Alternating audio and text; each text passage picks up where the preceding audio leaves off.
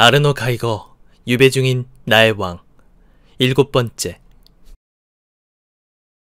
1970년대 말, 날씨가 춥거나 비가 추적추적 내리는 날이면 우리는 주방 식탁에 둘러앉아 인생 게임을 했다.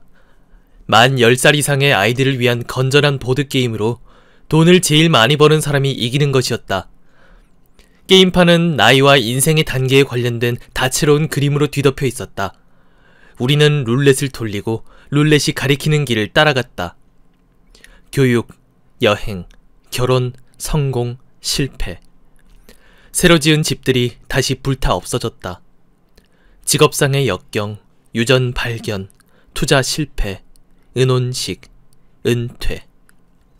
당시 우리는 짐작하지 못했었다. 게임에서 거치는 여정은 실제 인생에서 우리를 기다리는 것에 비하면 식은 죽 먹기였다는 것을. 또한 까맣게 몰랐었다. 나고 하느냐 앞으로 나아가느냐는 사실 운에 달린 경우가 많다는 것을. 게임 룰에 따라 사고를 내거나 병에 걸린 누군가가 한 판을 쉬게 되면 우리는 고소해하며 웃었다. 아버지의 공간 감각은 점점 더 악화되었다. 밤중에 파자마 바람으로 동네를 배회하는 일도 있어서 이러다 무슨 일이 생기지 않을까 걱정스러웠다. 밤에도 누군가 아버지를 돌볼 수 있도록 24시간 간병인을 쓰기로 결정했고 층계로 통하는 문은 잠가두기로 했다. 집으로 온 슬로바키아 여인들이 아버지의 하루 일과를 차분하게 정돈했다. 그때까지는 아침마다 침실에 나타나는 사람이 자꾸 바뀌는 바람에 아버지가 혼란스러워했었다. 이제 상태는 금세 좋아졌다. 아버지가 생기를 되찾은 것이 우리 눈에 똑똑히 보였다. 병은 진행하면서 스스로 완화되기도 하는데 이로써 아버지에게 치매의 황금기가 시작되었다. 치매 환자는 천차만별이어서 일반적으로 말하기 어려울 때가 많다. 치매 환자의 본성을 헤아리기는 어려우며 치매는 환자마다 제각각 능력과 감정, 병세가 다른 특수한 병이다. 아버지의 경우 병의 진행 속도는 빠르지 않았다. 아버지가 자신의 불행한 처지를 의식하지 않을수록 병이 기분에 미치는 영향도 줄어들었다. 병을 의식할 때도 더는 크게 겁먹지 않았다. 아버지는 침착하게 운명을 받아들였고 긍정적인 자세가 다시금 더 자주 표출되었다. 또한 마음을 못 잡고 집안을 서성거리는 일도 줄어들었다. 집에 가고 싶다고 하는 상황은 여전히 벌어졌지만 그런 바람이 공포를 수반하지는 않았다. 인생은 언제나 나쁜 결과에 이르게 마련이니 흥분할 가치가 없다는 것을 아는 사람처럼 아버지의 목소리는 자주 차분하게 들렸다. 이제 집에 가야겠다. 언젠가 아버지는 누가 집에 데려다 주길 기다리다 지친 사람처럼 말했다. 너도 같이 갈래? 아니면 여기 있을래? 여기 있을게요. 그래.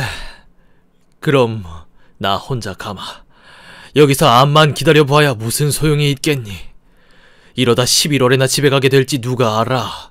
게다가 돈을 내야 할지도 모르고 지금이 딱 한 번 당장 집에 갈 수 있는 기회야. 좋아요. 그럼 어서 가세요. 가도 될까? 아버지 생각이 정 그렇다면 어서 가세요. 마음대로 하세요. 한 가지만 더 물어보자. 내 가족들을 데려가도 될까? 물론이죠. 데려가세요. 그래, 고맙다. 아버지는 혹시 가져갈 만한 게 더 없는지 주변을 두리번거리더니 흡족한 표정으로 말했다.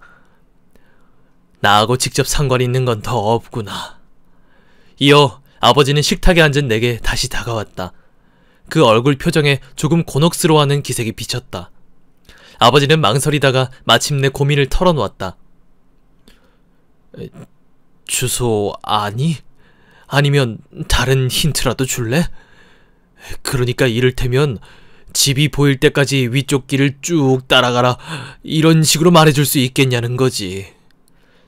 아버지가 도움을 청하는 방식이 마음이 찡했다. 나는 말했다. 생각해보니 나도 같이 가야겠어요. 30분만 기다려주세요. 타이핑 마치고 같이 갈게요. 어디 말이냐? 아버지는 물었다. 집에요. 나는 대답했다. 나도 집에 가고 싶어요. 정말? 그럼요. 하지만 집으로 가기 전에 아버지는 좀 쉬면서 힘을 모아야 해요. 여기서 뭐냐? 상당히 멀어요. 하지만 우린 단번에 갈 수 있어요. 그런데 정말 같이 갈래? 네, 그럼요. 그렇게 할 수 있어. 나는 아버지의 손을 잡고 살짝 힘을 주었다. 나도 무척 가고 싶은걸요. 대답이 마음에 쏙 들었는지 아버지의 얼굴이 금세 환히 빛났다. 아버지도 내 손을 잡으며 말했다. 고맙다. 아버지는 식탁 내 옆자리에 앉았고 우리는 꽤 조용한 저녁 시간을 보냈다. 간병인이 아버지를 침대로 데려갈 때까지. 그즈음 아버지는 나를 동생 파울이라고 여길 때가 많았다.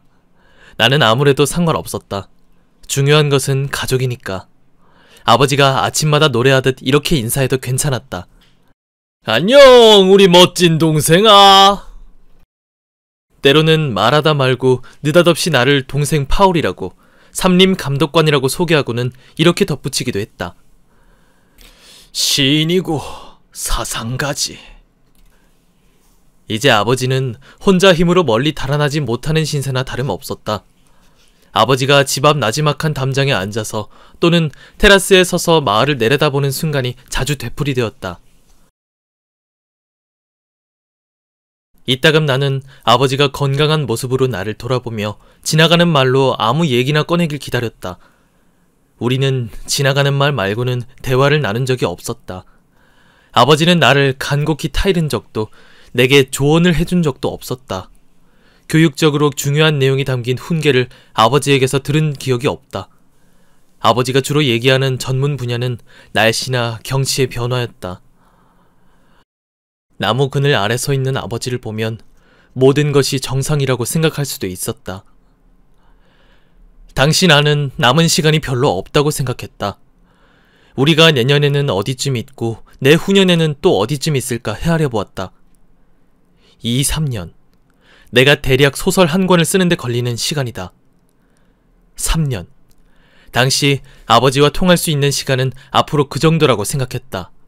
그래서 사정이 허락할 때마다 포아르 베르크를 찾아갔고 아버지와 단둘이 시간을 보내려고 오후에는 간병인 아주머니들에게 휴가를 주었다. 그런 날은 대개 아주 평온하게 흘러갔다. 정적에 익숙치 않았던 나는 가끔 내 귀가 이상한가 싶은 생각도 들었다. 내가 일을 하는 동안 아버지는 주방 식탁의 맞은편 자리에 앉아 몇 시간씩 앉아 있었다.